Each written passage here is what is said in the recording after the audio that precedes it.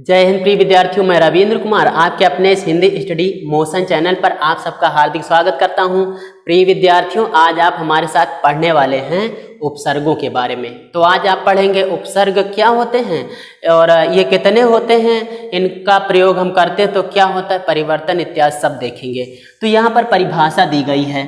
उपसर्ग वे शब्द या शब्दांश होते हैं जो किसी शब्द के पूर्व जुड़कर नए अर्थ उत्पन्न करते हैं। ये बताए गए अव्यय होते हैं। फिर से समझो, कहा गया ये उपसर्ग जो होते हैं ये शब्द या शब्दांश होते हैं।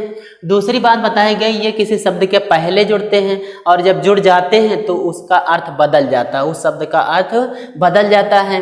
ये भी बताया गया कि ये जो उपसर्ग होते हैं ये अव्यय होते हैं। अव्यय मतलब कभी ना खर्च होने वाले, मतलब ना खर्चीले। तो जैसा कि ये उपसर्ग होते हैं अव्यय होते हैं। अच्छा, जब ये उपसर्ग किसी साथ में जुड़ जाते हैं अव्यय होने के कारण, जब किसी शब्द के साथ में जुड़ जाते हैं तो पूरा का पूरा पद अव्यय होता है। आपने पढ़ा होगा अव्ययी भाव समास को, इसीलिए उसका नाम अव्ययी भाव है। क्यों है? क्योंकि उसके पहले अव्यय जुड़ा हुआ होता है। क्या जुड़ा होता है? अव्यय। क्या अव्यय यही इतने नहीं, उपसर्ग ही नहीं होते, बहुत सारे शब्द हैं जो अव्यय होते हैं, लेकिन ये जितने उपसर्ग होते हैं सबके सब अव्यय होते हैं। ये जिसके साथ में जुड़ जाते हैं पूरा पद अव्यय हो जाता है। और आपने अव्ययी भाव में समास में इसीलिए यही पढ़ा होगा, अव्ययी भाव नाम ही इसीलिए दिया गया है। तो आज हम जानने वाले हैं उपसर्ग को और उससे बनेंगे जो शब्द उनको देखेंगे। जैसा कि संस्कृत भाषा में 22 उपसर्ग होते हैं, लेकिन हिंदी में इनकी गिनती नहीं है। क्यों गिनती नहीं है? क्योंकि हिंदी में तमाम भाषाओं के शब्द भरे पड़े हैं, इसलिए इनकी कोई गिनती नहीं है। तो हम देखेंगे यहाँ पे मुख्य रूप से जितने भी उपसर्ग हैं हिंदी के उनको देखेंगे और संस्कृत के भी उपसर्गों को साथ में मिला के देखेंगे। मतलब आज हम हिंदी की दृष्टि से उपसर्गों को देखने वाले हैं, जिसमें हिंदी और संस्कृत सबके और अन्य भाषाओं के भी जो शब्द हैं उनके भी जो उपसर्ग हैं वो इसमें सभी समाहित कर दिए जाएंगे। तो जैसा कि आज हम यहाँ पर उपसर्गों को देखेंगे, इन सब उपसर्गों से बने हुए शब्दों को करीब 50 से ऊपर देखेंगे, ठीक है। और यहाँ पर जो उपसर्ग होंगे कम से कम 20, 22, 25 से ऊपर तक देखेंगे, है ना। तो आइए शुरू करते हैं। यहाँ पर जैसे हम उपसर्ग ले लिए, कौन सा? हम उपसर्ग ले लिए आ। कौन सा ले लिए? आ ले लिए। आ जो होता है ये नकारात्मक अर्थ देता है, मतलब निषेधार्थक हो, है ना। तो निषेधात्मक अर्थ देता है, निषेधार्थक अर्थ हो गया।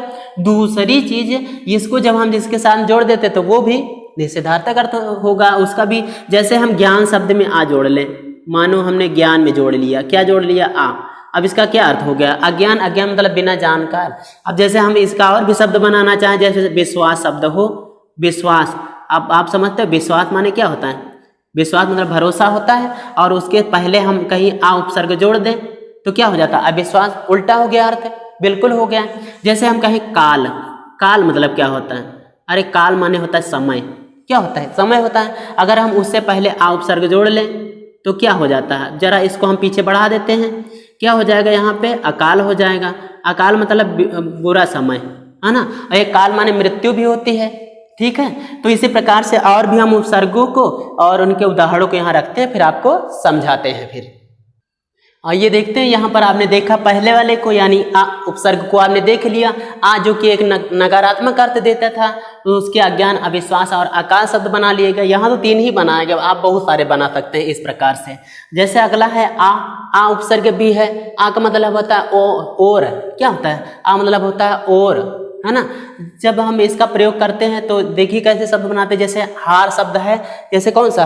हार शब्द है ये वाला, देखें हार शब्द है, इसमें आ उपसर्ग जोड़ दिए तो आहार हो गया। कहाँ? हार। हार जीत वाला समझ लो, चाहे हारो पहनने वाला समझ लो। अगर उसमें आ उपसर्ग जोड़ दिया गया तो बिल्कुल अर्थ बदल गया, आहार हो गया। जैसे समान यहाँ पे शब्द था और इसमें आ उपसर्ग जोड़ दिया गया तो क्या बन गया? असमान बन गया। हाँ, समान नहीं।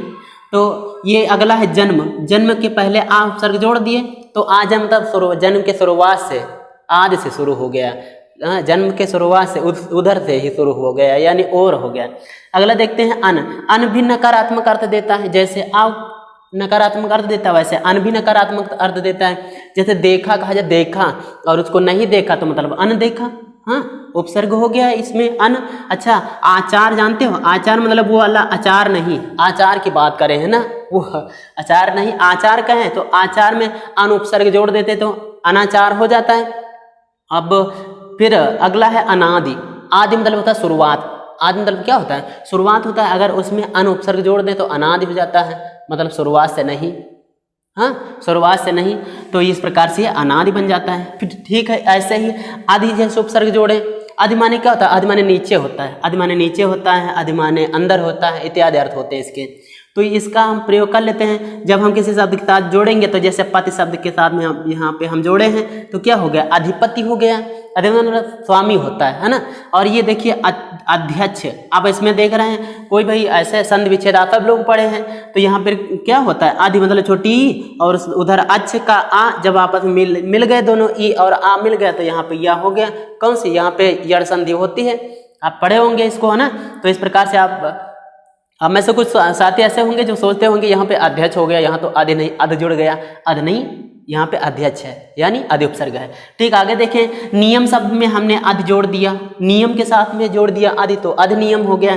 ठीक, वैसे वाद, वाद मतलब कहना होता है, वाद में क्या होता है, कहना होता है, और उसमें अप जोड़ दिया गया है। अप माने बेकार होता है, बुरा का अर्थ देता है, बुरा का अर्थ देता है ना। तो यहाँ पर वाद के साथ में अप जोड़ दिया गया है, यानी उल्टा अर्थ हो गया, बिल्कुल वाद था अभी तक, अपवाद हो जाएगा, मतलब क्या हुआ है, बहुतों में से एक, बहुतों में से एक, ऐसे एक को अपवाद बोलते हैं। जैसे मान शब्द के साथ में हम अप जोड़ दिए, मान क्या होता है, मान माने मान सम्मान होता है, उसमें अप जोड़ दिए तो बिल्कुल उल्टा हो गया, नकारात्मक अर्थ हो गया, ये भी नकारात्मक अर्थ देता है ना। फिर शब्द, शब्द के साथ में हम अप जोड़ दिए, अब नकारात्मक शब्द होगा, नकारात्मक अर्थ भी दे रहा है ये, है ना। तो इस प्रकार से अपशब्द हो जाएगा। ठीक, अनुगम, अनु देखो, अनु माने होता है पीछे, अनु मतलब क्या होता है, पीछे होता है। अच्छा, गमन माने चलना होता है, गमन माने चलना होता है, अगर उसके साथ में हम अनुपसर्ग जोड़ लें तो अनुगमन हो जाएगा, यानी पीछे पीछे चलना। क्या कहेंगे, पीछे पीछे चलना, याद हो जाएगा ना कि अनुपसर्ग से बनने वाले शब्द कौन से होते हैं, बहुत सारे शब्द हो सकते हैं, यहाँ तो हम तीन ही तीन लिखे है ना, आप समझ लेंगे तो सब कुछ बना लेंगे। तो अनुगमन हो गया। ठीक है, ऐसे मान, मान मान सम्मान होता है, उसमें अनु उपसर्ग जोड़ लेते हैं तो क्या हो जाता है, अनुमान मतलब जिसको कहते हैं अंदाजा, हाँ अंदाज जो देखा जालिम का, हाँ अनुकूल देखें, कुल माने किनारा होता है, क्या होता है, कुल माने किनारा होता है, अगर हम उसमें अनु जोड़ दे तो हो जाता है अनुकूल। अब अर्थ यहाँ पे बदल गया, अनुकूल मतलब होता है उसी के अनुसार, अब जिसके अनुसार रहा हो उसी के अनुसार। ठीक, अगला है औ, औ जो उपसर्ग है, औ जो उपसर्ग होता है ना दोस्तों, यह भी नकारात्मक अर्थ देता है। क्या दे देता है, नकारात्मक अर्थ देता है। जैसे यहाँ पर शब्द बनाए गए, औचक बनाए गए, औचक मतलब होता है अचानक, क्या होता है, अचानक होता है, औचक निरीक्षण करे मतलब अचानक निरीक्षण। अब ऐसे समझ लो, कोई वाक्य बना लो और उसके पहले जोड़ के देखो, बन रहा था, हाँ बन रहा तो ठीक है। जैसे औढ़र शब्द है, आपने सुना होगा, वो शिव जी थे, औढ़र दानी थे, क्या थे, औढ़र दानी। औढ़र मतलब होता है बिना कारण ढरकना, औ ढर, बिना कारण ढरकना, बिना कारण के ढरक जाते थे, कौन, शंकर जी। कैसे ढरक जाते थे, उनको कहते हैं औढ़र दानी। बस जाना सब, उनकी उपासना क्या कर लो, इतने प्रसन्न हो जाते, जो कुछ चाहो ले जाओ, सब लुटा देते थे, तो वो औढ़र दानी थे। यहाँ पर क्या हुआ, ढर के पहले औ जोड़ लिया गया, औढ़र हो गया। आई ना बात समझ में, समझ में आ गई। अगला देखते हैं, अवघड़, ओ क्या गजब गजब गजब गजब भाई, अवघड़ शब्द आ गया। अवघड़ मतलब क्या होता है, अवघड़ मतलब अनगढ़, अनगढ़ मतलब क्या होता है, अनगढ़ वही जिसको कुछ ज्ञान ही नहीं है, अनगढ़ एकदम बेकार, जिसको बैला बोलते ना, बैला, तो अवघड़ हो जाता है इस प्रकार से। ठीक, ऐसे आगे उप है, उप से उप मतलब होता है, उप माने होता है पास, उप माने क्या होता है, पास होता है। अच्छा, पास का अर्थ उप माने छोटा भी होता है। जब हम इसको जोड़ लेते हैं किसी के साथ में तो क्या बनता है, जैसे योग शब्द में हम जोड़ ले तो इसका अर्थ बदल जाएगा, उपयोग हो जाएगा। कहाँ योग मतलब जोड़ की बात कर रहा था, अब उपयोग हो गया, जरूरत की बात में हो गया, जरूरत का अर्थ देने लगा, है ना। और ये फिर है मंत्री। अब मंत्री आप देख रहे हैं, मंत्री मंत्री होते हैं, अगर उसमें उप जोड़ दे तो छोटे मंत्री हो जाते हैं, क्या हो जाते हैं, छोटे मंत्री हो जाते हैं। ठीक, हार, यहाँ पे आप देख रहे हैं हार, अब ये कोई भी हार मान लो, चाहे पहनने वाला हार मान लो, चाहे वो हार जीत वाला हार मान लो, उसमें हम उप लगा देते तो उपहार हो जाता है। क्या हो जाता है, उपहार, वही जो भेंट किया जाता है ना, तो उपहार हो गया। ठीक, ऐसे ही साह देखे, साह क्या होता है, साह उपसर्ग मतलब साह माने होता है साथ, क्या होता है, साथ, साथ साथ, है ना। तो यहाँ पर योग के साथ में वही जोड़ने घटाने वाला ही योग है, इसमें साह जोड़ दिए तो क्या हो गया, साह योग, यानी साथ साथ योग, साथ साथ योग। कहने मतलब क्या हुआ, यहाँ पे हेल्प जिसको इंग्लिश में बोलते हैं, सहयोग। ठीक, ऐसे ही चर माने चलना होता है। अब आप इसमें जोड़ दिए सह, क्या जोड़ दिए, सह जोड़ दिए, सहचर हो गया, मतलब क्या हुआ, साथ साथ चलने वाला। कौन हो सकता है, मित्र, मित्र को क्या कहते हैं? सहचर बोलते हैं। तो इसमें हो गया सह उपसर्ग और चर शब्द हो गया। ठीक, ऐसे ही सहपाठी, अब समझ लो पाठी, पाठी मतलब होता है पढ़ने वाला। क्या? पाठी मतलब पढ़ने वाला, और उससे पहले सह जोड़ दिए तो क्या बन गया? सहपाठी, मतलब क्या? साथ साथ पढ़ने वाला। बात हो गई, बात बन गई। फिर है अति, अति मतलब होता है अधिक, ज्यादा, बहुत ज्यादा। अब ऐसे अर्थ लगा लो ना, ज्यादा या बहुत ज्यादा, अधिक जिसको कहते हैं। अच्छा, जब ये अति शब्द जुड़ जाता है तो भी अधिक का अर्थ देगा। जैसे आचार होता है, आचार मतलब आचरण होता है, व्यवहार होता है। अब जब कोई व्यवहार सीमा से ज्यादा पार हो जाता है, सीमा के पार हो जाता है, तो क्या हो जाता है? फिर वो गलत हो जाता है। वही उसी का हम लोग विरोध करने लगते हैं। तो आचार के पहले अति लग गया, ज्यादा कुछ होने लगा तो अत्याचार माना जाएगा। तो इस प्रकार से अत्याचार, यहाँ पर भी संधि कर दी गई वैसे ही जैसे अध्यक्ष में किया गया था, यहाँ पर भी हुआ ना ऐसे ही। अति यानी छोटी थी और उधर आचार का बड़ा आ था, ई और आ जब आपस में जुड़ गए तो यह हो गया, यानी ई जो थी वो यह हो गई, है ना। और ठीक आगे अतिवृष्टि है, वृष्टि माने होता है बरसात। क्या होता है? वृष्टि माने बरसात होता है, और उसमें अति उपसर्ग जोड़ देते हैं तो क्या हो जाता है? अतिवृष्टि हो जाता है। क्या हो जाता है? अतिवृष्टि मतलब बहुत ज्यादा बरसात। ठीक है, ऐसे ही अधिक कोई चीज है और बहुत ही अधिक हो जाए, अब अधिक का मतलब ये अति जोड़ता है तो इसी कारण जोड़ता है, अधिक का अर्थ देता है। अब उसमें अधिक में बहुत अधिक करना हो तो क्या कह देंगे? अति अधिक कह देंगे, अत्यधिक कह देंगे। तो ये अभी तो इतने ही हुए हैं, और भी देखना है, अगले आगे बढ़ते हैं। तो आइए दोस्तों यहाँ पर देखते हैं, यहाँ पर है निर, निस, निह, ये तीन प्रकार के एक ही पंक्ति में दिखाए गए। क्योंकि ये आप देखेंगे शब्दों में तो कहीं पे निर मिलेगा, कहीं निस मिलेगा, कहीं पे निह मिलेगा, ये एक ही होते हैं। तो जो कुछ मिलेगा, अब आपको निह मिल गया तो आप कहेंगे यहाँ पे निह उपसर्ग है, आपको निस मिल गया तो आप कहेंगे निस उपसर्ग है, अगर आपको कहीं निर मिल जाए तो आप कहेंगे निर उपसर्ग है। ये एक ही जैसे होते हैं, इनके कारण ये जो उपसर्ग होते हैं ये तीनों अपने रूप को परिवर्तित भी कर दिया करते हैं, है ना। तो इस जगह पे आप ये समझिए कि यहाँ पर इसी प्रकार से तीन, यहाँ पर उपसर्ग एक ही पंक्ति में दिए गए और तीन के तीनों उदाहरण अलग अलग हो गए एक एक। तो कहा गया यहाँ पे निर है, निर का मतलब निर्मम, निर्मम मतलब होता है जो ममता से रहित है, ममता जो रहित होता है, मोह ममता से रहित, वो निर्मम होता है। फिर निस से बना निस्वार्थ, मतलब स्वार्थ से रहित जो कुछ है वो निस्वार्थ है, निस जुड़ गया। अच्छा, शंका जिसको नहीं है तो निशंक, शंका जिस पे नहीं है निस जोड़ दिया, निशंक मतलब शंका से रहित हो गया। ठीक, यहाँ पर ज्ञान आप देख रहे हैं, ज्ञान, और ज्ञान में यदि हम अभी जोड़ देते तो अभिज्ञान हो जाता, मतलब इसका होता है पहचान। क्या होता है? पहचान। अच्छा, योग मतलब आप योग मतलब जोड़ते हो योग, उसी को योग कहते हो। अच्छा, उसमें अभी जोड़ देते तो मुकदमा बन जाता शब्द। अरे मतलब अभियोग हो जाता, उसका अर्थ क्या होगा? मुकदमा होगा। ठीक, ऐसे ही अभिप्राय, प्राय यहाँ पे शब्द होता है और अभी जोड़ देते तो अभिप्राय, इसका अर्थ होता है मतलब बन जाता है, अभी जोड़ दिए प्राय बन गया। अच्छा, वार शब्द है, आप समझ रहे होंगे, वार मतलब होता है दिन, है ना। लेकिन उसके साथ पहले अगर परि जोड़ दें तो परिवार हो जाता है, वो घर की बात हो जाती है।